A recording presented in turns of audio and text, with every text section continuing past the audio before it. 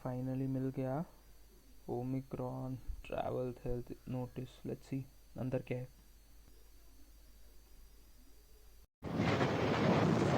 क्या है ये लेवल 3 ओमिक्रॉन ओमाइक्रॉन, ये जो नया कोरोना वायरस का नया तो नहीं है, ये ओल्ड ही है।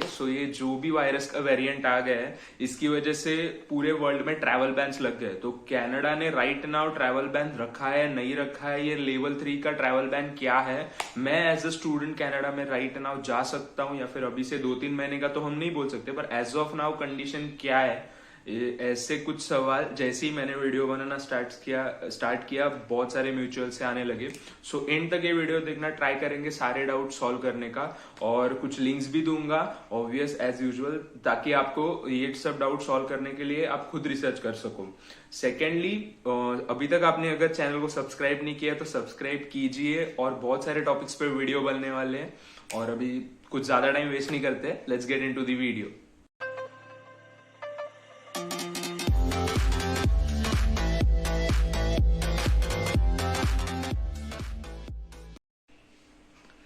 Currently as of now at today's date ये एक न्यूज यहाँ पे फैली हुई है जो कि सच है और ये बहुत ही अच्छी, बट हम पूरे कॉन्फिडेंस के साथ ये नहीं कह सकते कि कनाडा इज हीलिंग, सब कंडीशंस अच्छी हो रही है। Still Covid is kind of worse there, but schools क्यों चालू हो रहे हैं? क्योंकि कनाडा इज अ कंट्री जहाँ पे स्टूडेंट के मेंटल हेल्थ को बहुत ज्यादा प्रायोरिटी दी जाती है।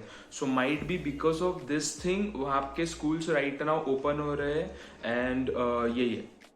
इसके चलते let's see level 1, level 2, level 3 और लेवल 4 क्या है कनाडा के रिलेटेड, मतलब वेबसाइट्स पे जो ट्रैवल बैन्स लगाए हुए हैं। लेवल 1 ट्रैवल बैन, मतलब ट्रैवल बैन तो नहीं कह सकते, बट लेवल 1 प्रिकॉशनरी मेजर मतलब आपको सिंपल प्रिकॉशंस लेने हैं, जैसे कि हैंड वॉशिंग हो गया, क्लीनिंग एक्टिविटीज हो गया, ये सारी चीजों पे, ठीक है। सेकेंडली, लेवल 2 जब सीवियरिटी दिखाई जाती है तब उन्होंने कहा है कि कोई अगर नया डिसीज कहीं पे फॉर्म हुआ हो या फिर उसका आउटब्रेक किसी कंट्री में दिख गया हो, तो उसके रिगार्डिंग उसके तहत आपको इनफ केयर लेनी है। जैसे कि कोविड नया नया जब आया था तब उसके रिलेटेड हम केयर लेने स्टार्ट कर दिए थे, ठीक है।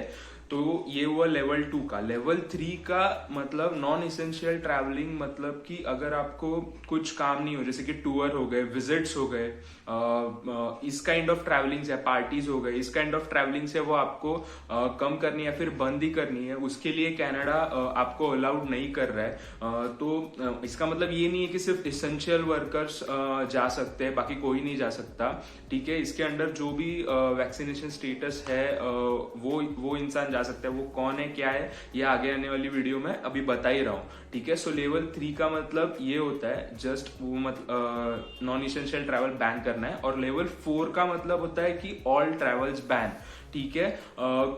मतलब इस कंट्री में जो अभी भी कनाडा ने कुछ कुछ कंट्रीज के लिए ट्रैवल बैन लगाया है, जहां से लोग आना टोटल मना है। जहां पे कैनेडियन सिटीजन या फिर कनाडा में से किसी को जाना हो तो भी कनाडा ने कंपलसरी वो चीज बैन कर रखा है। वो ओमिक्रॉन के तहत कौन सी कंट्रीज है उसकी लिंक मैं अभी ऊपर दे ही दूंगा, ठीक है। आप देखो उस कंट्री में जाके, अगर आप कनाडा में हो और आपका प्लान रहेगा to go into that country, सोचो, या फिर उस कंट्री से अगर जाना है तो मतलब कनाडा में, तो आपको वो भी समझ में आएगा, और इंडिया उस लिस्ट में है कि नहीं आप खुद लिंक पे जाके देखो, फाइन।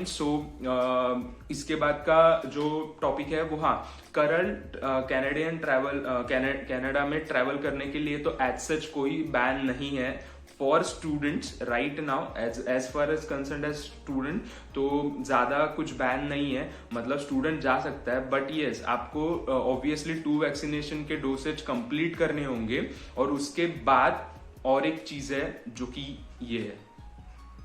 तो यस, कनाडा ने बोला है कि आपको अगर 14 डेज का क्वारंटाइन प्लान करके जाना होगा। इसके आगे और एक चीज है कि अगर आप सिम्टोमेटिक हो मतलब एक बार कनाडा पहुंचने के बाद आप एयरपोर्ट पे सिम्टोमेटिक हो गए, तो आपको 10 डेज का आइसोलेशन पीरियड कंपलसरी सर्व करना पड़ेगा अंडर कैनेडियन रेगुलेशन। उसके बाद कनाडा आपका फिर से RT-PCR होगा, या फिर डॉक्टर जो भी टेस्ट करेगा आपका वो होगा, and once you will fit, you are ready to और you are free to go ahead in Canada. So ये है स्टूडेंट्स के लिए रूल। और आप अगर कनाडा में जा सकते हो या नहीं जा सकते हो, इसके लिए भी कभी लिंक दे रहा हूँ आई बटन में, जाके आपके खुद के डिटेल्स वहां पे भरो एंड देन चेक कि मैं जा सकता हूँ कि नहीं जा सकता हूँ, ठीक है। और इसके अलावा कोई कोई कैटेगरीज एग्जेम्प्टेड है, मतलब कि अगर उनका वैक्सीनेशन नहीं हुआ है फुल्ली तो भी वो जा सकते हैं, बट उनको आगे जाके कनाडा के रेगुलेशंस या फिर हेल्थ रेगुलेशन है वो फॉलो करने पड़ेंगे, कंपलसरी नेसेसरी टेस्ट करने पड़ेंगे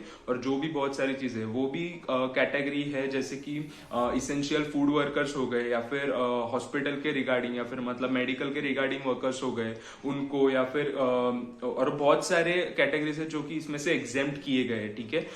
उसका भी लिंक अभी मैं ऊपर दे दूंगा गाइस। मैं सब एक्सप्लेन करने बैठूंगा तो ये वीडियो बहुत बड़ी हो जाएगी, मुझे जस्ट ओवरव्यू देना था कि ओमिक्रॉन के तहत अभी क्या क्या चालू है, ठीक है। और जो मैंने प्रीवियसली लिंक दी वो भी ओमिक्रॉन के लिए ही है, स्पेसिफिकली ओमिक्रॉन के वजह से कौन सी कंट्रीज को कनाडा ट्रैवल बैन किया गया है।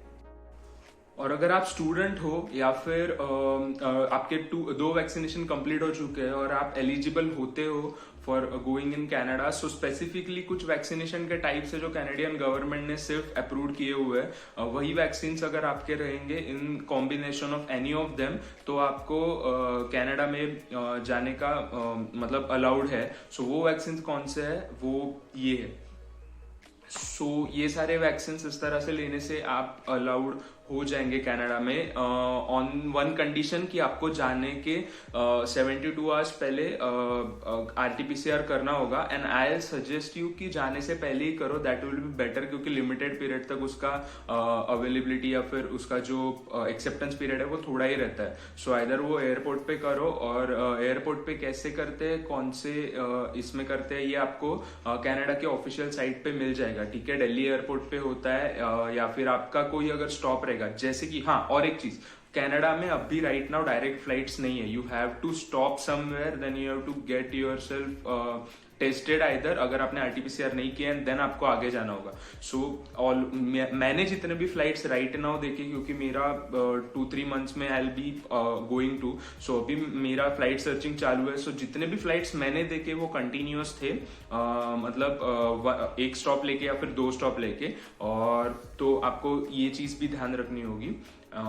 So that's it for today's video guys, और आगे बाकी की सीरीज कंटिन्यू करते रहेंगे। स्टे सेफ और ज्यादा पैनिक मत होना, कुछ आपको लगे डाउट हो तो CIC की वेबसाइट, मतलब कैनेडियन गवर्नमेंट की वेबसाइट में लिंक में दे ही रहा हूँ, मेरे पिछले वीडियोस में भी आप जाके खुद चेक कर सकते हो for more updates. And other than that videos तो बनते ही रहेंगे।